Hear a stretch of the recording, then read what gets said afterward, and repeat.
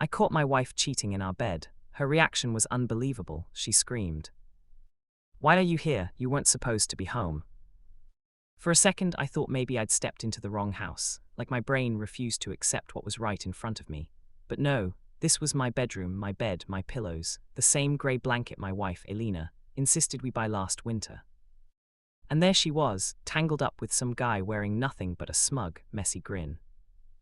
My hands went cold, my ears rang, but weirdly I didn't shout, didn't break anything, didn't even move. I just froze, staring like someone watching their own life glitch.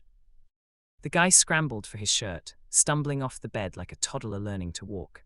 Elena, meanwhile, only pulled the blanket up and glared at me like I'd interrupted her in the middle of something important. What are you doing home? She repeated, this time angrier, like I was the one cheating.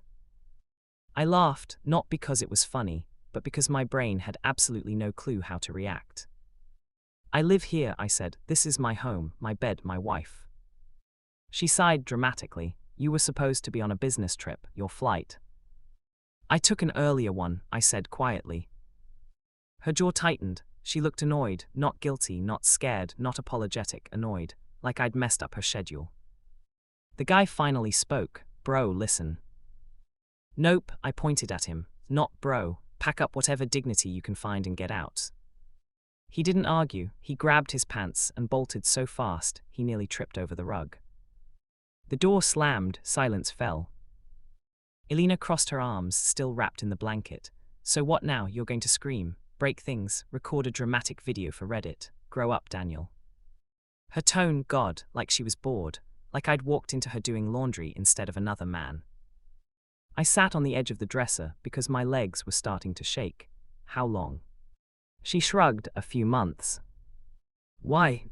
Because, she said, and this part I'll never forget, you're safe, predictable, comfortable, but I need more excitement in my life. The words stabbed deeper than catching her in bed. Then tell me, I said, we could have worked on things, therapy, talking, even separating, anything would have been better than this. Elena rolled her eyes. I didn't want drama. I raised an eyebrow. You literally created drama. Only because you came home early. Something inside me snapped, not in an angry way but in a final way. A clarity washed over me like cold water. Okay, I said, calm as ever, then we're done. Her head shot up. Excuse me. You heard me. You don't get to decide that, she shouted, suddenly panicked. This is my home too, our life, our marriage. I pointed at the bed. You ended that life the moment you let someone else crawl into it. She went quiet, eyes darting around like she was looking for an excuse to throw at me. But I didn't wait. I packed a bag, grabbed my laptop, my documents, and walked out. She didn't follow, didn't say sorry, didn't cry. She just stayed silent, sitting in the same bed she cheated in. And as I closed the door behind me, I knew something wasn't right. Her reaction had been weird, too confident, too sure I wouldn't walk away. Almost like she was hiding something much bigger.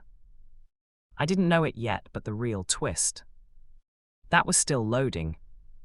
I didn't sleep that night, not even for a minute. I lay on Josh's lumpy couch, staring at the cracked ceiling while my mind replayed the scene over and over. Elena's blank face, her cold voice, and that guy stumbling out like it was just another Tuesday. But more than the cheating, it was her calmness that bothered me. Her certainty. Like she knew I wouldn't leave.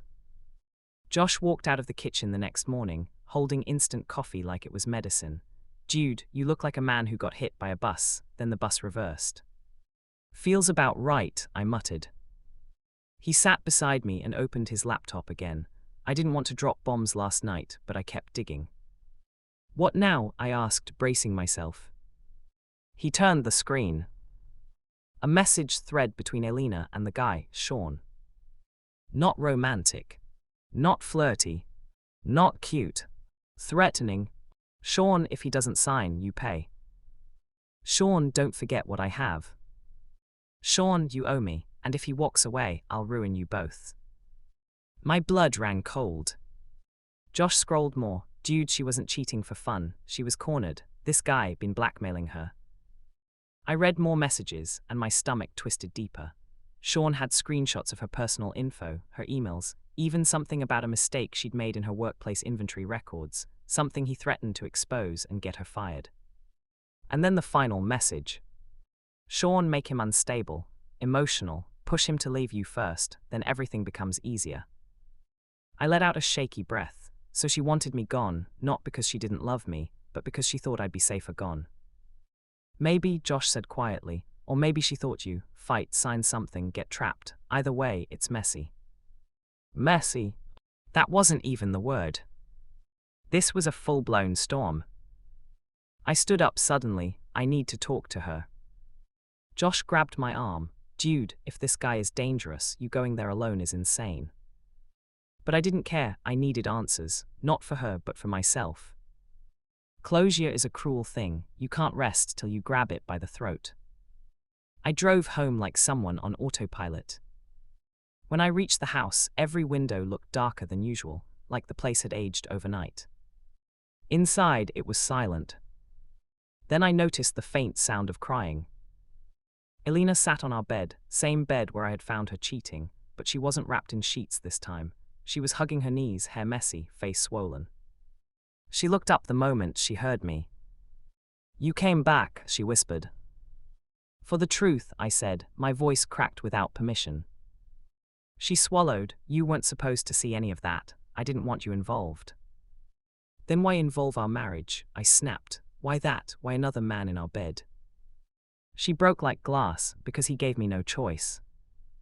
Everyone has a choice, I said quietly.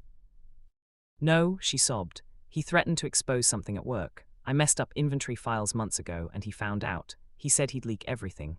I would lose my job. My parents would be ashamed. Everything would collapse. So you let him in? I asked, voice cold. You let a blackmailer into our life. He said he'd help me fix it, she cried. He said he had connections, that he'd sort it out if I cooperated. That word. Cooperated. It made my skin crawl. She grabbed a small USB drive from under the pillow. I recorded everything.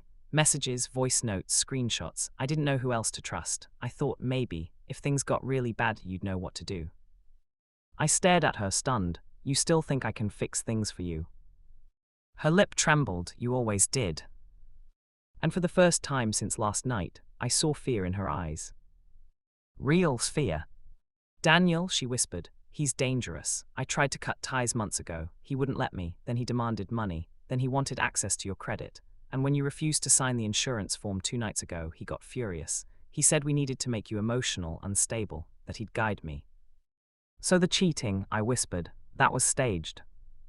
Her voice broke, partly. He said if you hated me, you'd leave voluntarily. Then he could force me to sign everything, and he promised he'd disappear after. He lied, I said. She nodded, shaking violently. I know. I took the USB. We're going to the police. She didn't argue. Didn't fight. Just nodded like she'd been waiting for someone to take that burden off her chest. We recorded her statement. Showed them the threats. And with the digital trail, the cops moved fast. Sean was arrested 3 days later. Fraud, blackmail, extortion, digital harassment. Turns out, Elena wasn't his first target. But here's the twist no one saw coming. The officer who processed the case told me. You walking in early probably saved you both. His plan was escalating. Those words haunted me for weeks.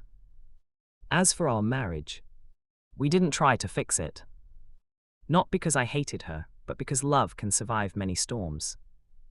Just not betrayal planned in the dark. We signed the divorce papers a month later. She thanked me. I wished her well. And we walked away from each other quietly. But sometimes, just sometimes, I remember the moment she screamed when she saw me in the doorway. Not because she got caught, but because she wasn't ready to lose the one person who could still save her.